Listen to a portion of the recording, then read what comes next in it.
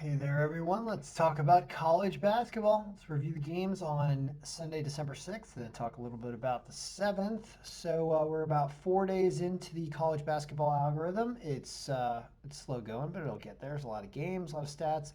So this looks kind of good right here when you're looking at this. This is all the games on the 6th on Sunday. Well, I mean, we have a descending marginal win percentage thing here, so this is sorted in order where we think these teams were going to beat these other teams over here. We thought these teams were going to win right here, all by a lot. We do have a lot of wins in a row. I mean, it's 13 wins in a row. However, when you look at the money lines, these are really unbettable games, with the exception of Army over LaSalle. That's nice to see that we had this Army at minus 110 all the way up here, and they do manage to win. They win this game. Start to shrink stuff down a little bit here so we can see things a little better. They ended up winning by, maybe we'll have to zoom out a little bit more, sorry. They ended up winning,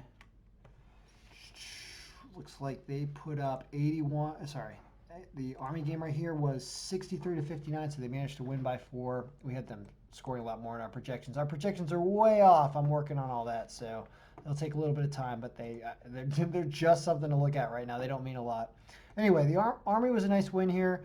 Nothing, nothing, nothing. Here's a minus 315 on the road, Central Michigan. That's a win. Here's a minus 215 for Missouri over Wichita State.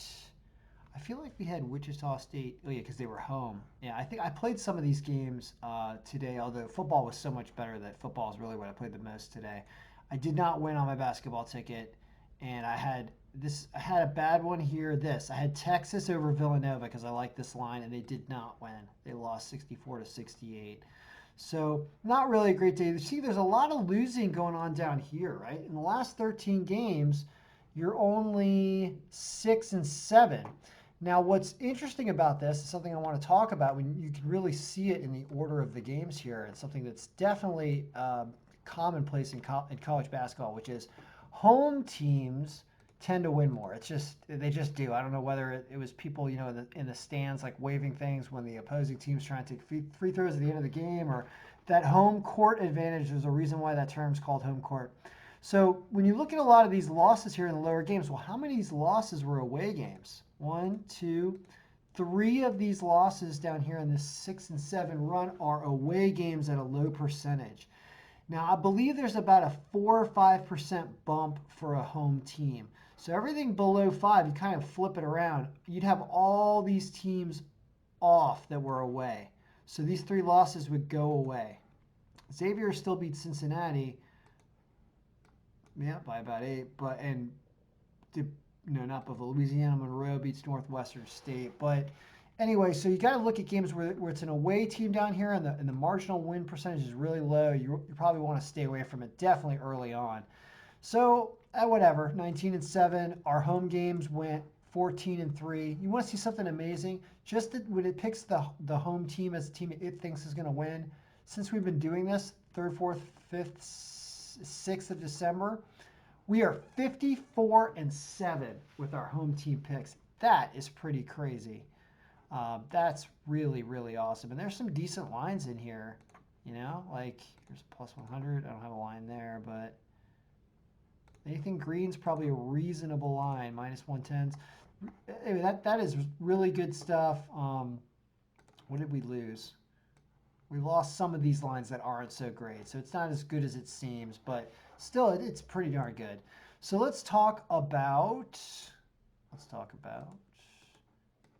the 7th. How do I look at the 7th games?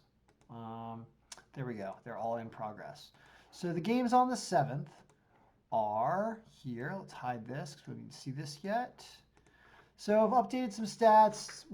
Really don't pay much attention to this projected score yet. I'll do a little more work on it this week. Is there anything interesting in here? Well, we're looking at a decent money line, and we're looking at home teams, right? So first of all, let's just look at the home team, see if there's anything bettable. Now, this is interesting. Southeast Missouri State against Lipscomb, they're plus 200, and we have them with a 26% marginal win percentage. So we have Lipscomb as a very bad team. And we see a low-scoring game with Southeastern Missouri State winning this at plus 200. Also, Hartford minus 167 is at home against Fairfield, and that's another one.